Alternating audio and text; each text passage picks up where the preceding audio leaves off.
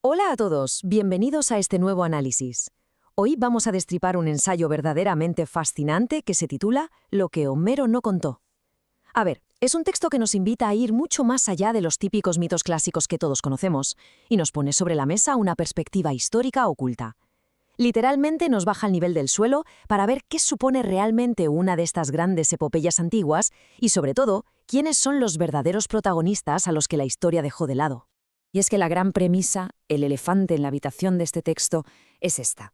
¿Qué estaba pasando de verdad detrás de esos inmensos relatos épicos de la guerra de Troya? Ya sabéis, estas historias legendarias, esos poemas gigantescos que han sobrevivido miles de años, casi siempre se dejan en el tintero los detalles más crudos, los más mundanos.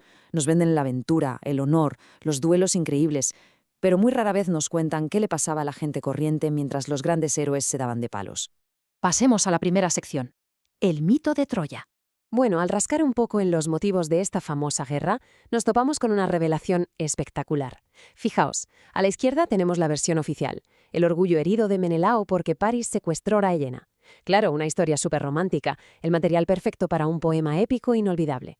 Pero, a la derecha, el autor nos destapa el motivo oculto. Hablamos del deseo puro y duro de controlar el comercio de Troya y aprovechar su increíble posición geográfica. Así que, bajo toda esa fachada de honor y gloria, lo que realmente había era una invasión en toda regla, motivada por intereses económicos. Y el punto clave de todo esto se resume en un número redondo: 10. 10 larguísimos años. Porque claro, esta invasión encubierta no fue llegar y besar el santo, no fue una escaramuza rápida.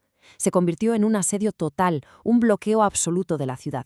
Imaginad por un segundo lo que tiene que ser bloquear una ciudad entera durante una década. Tela. Es inevitable preguntarse cómo se vivió realmente ese día a día durante tantísimo tiempo. Y eso nos lleva a la sección 2, la realidad del asedio. Si analizamos la división social de aquel momento, la brecha es simplemente abismal. Por un lado, tenemos a las élites, tipos como Príamo, Héctor, Menelao, el propio Aquiles, viviendo en tiendas espectaculares, rodeados de lujos, acaparando los pocos recursos y, desde luego, sin pasar ni una pizca de hambre o sed. En el otro extremo, la otra cara de la moneda, los plebeyos. Hablamos de pequeños comerciantes, civiles de a pie y soldados rasos que tenían que lidiar con dormir a la intemperie, con el hambre y con una supervivencia diaria brutal. Literalmente, los líderes que habían montado todo este lío eran totalmente inmunes a sus consecuencias. Vamos con la sección 3, el verdadero coste. Porque, a ver, las verdaderas víctimas de este enorme bloqueo no fueron ni los reyes ni los príncipes, eso seguro. Fueron la población más pobre de Troya. Fueron esos pequeños comerciantes que hacían verdaderos malabares para llegar al día siguiente. Fueron los soldados griegos de menor rango. Y, por supuesto, los civiles. Toda esta gente fue sistemáticamente borrada del mapa por los cronistas. Así de claro, la historia oficial simplemente decidió ignorar este inmenso coste humano. Y claro, esta especie de amnesia histórica tiene una explicación que el ensayo resume a la perfección. La historia la escriben los vencedores. Y no solo eso, sino que esos vencedores se dedican a glorificar a las élites que acaban de derrotar. ¿Por qué? Pues para dar muchísimo más prestigio y brillo a sus propias campañas victoriosas. Al pintar el conflicto como una aventura majestuosa entre reyes y semidioses, suben el nivel de la historia y, de paso, entierran convenientemente la miseria de la inmensa mayoría de la gente que de verdad lo sufrió. Y aquí el autor nos lanza una pregunta retórica que te deja pensando. ¿Es más héroe Aquiles, el guerrero invencible de la leyenda, que un padre troyano anónimo que se pasa 10 años enteros luchando solo para conseguir un trozo de pan para su familia y sus vecinos? Es un cambio de perspectiva brutal. Nos hace plantearnos si no deberíamos valorar muchísimo más ese heroísmo silencioso de la supervivencia diaria, en lugar del heroísmo bélico superidealizado que siempre nos han vendido.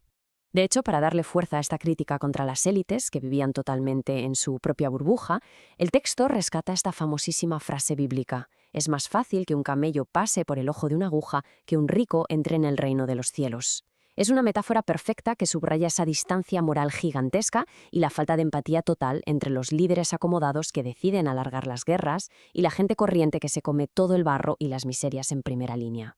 Avanzamos a la sección 4, un paralelismo moderno. Y aquí es donde la cosa se pone aún más interesante. El ensayo nos lanza esta pregunta: ¿acaso este antiguo enfrentamiento no nos recuerda a cierta situación que llevamos viendo desde hace décadas hoy en día?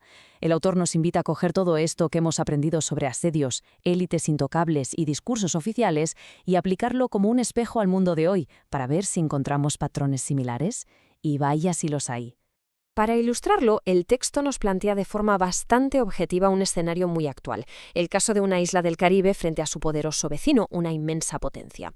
El autor nos habla de un gran régimen y un pequeño régimen que llevan enfrascados en una disputa y un bloqueo comercial tremendo durante montones de años.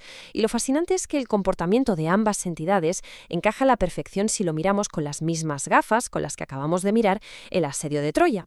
Si nos fijamos bien en las piezas del puzzle, la dinámica moderna es calcada. Fijaos en la retórica. Por un lado, el gran régimen justifica su bloqueo a capa y espada. Por el otro, el pequeño régimen culpa de absolutamente todos sus males al vecino. Pero atención al detalle clave. En ambos lados, las élites están cómodamente aisladas de cualquier penuria, exactamente igual que Príamo o Menelao en la antigüedad. Mientras tanto, abajo del todo, sin excepción, son los ciudadanos de a pie los que se tragan las verdaderas consecuencias. Básicamente, los líderes se tiran los trastos a la cabeza en los discursos, pero es la población la que sufre el impacto real. Y así llegamos a nuestra última sección, la número 5, los siempre olvidados. El mensaje central que nos deja el ensayo no podría ser más contundente. Las grandes narrativas, estas nuevas epopeyas modernas, justifican sus acciones pasándose la vida debatiendo sobre regímenes. Nos dice que el discurso político usa esta palabrita casi como un truco de magia, una cortina de humo para ocultar la realidad. Mantener el foco en debates ideológicos sirve simplemente para que miremos a otro lado y nos distraigamos del sufrimiento real de los individuos. Exactamente la misma jugada que usar el secuestro de Helena como excusa romántica. Para terminar este análisis, os quiero dejar con esta reflexión que capta toda la esencia del texto original. En cualquier bloqueo o en cualquier guerra, ya sea hace miles de años o en nuestro mundo actual, ¿quiénes son realmente los de abajo que siempre pagan el precio? Es un patrón histórico innegable que nos obliga a cuestionar las versiones oficiales, a rascar más allá de la retórica de los líderes y, sobre todo, a no olvidar jamás a la gente real que padece el impacto humano. Desde luego, es una realidad sobre la que merece muchísimo la pena reflexionar.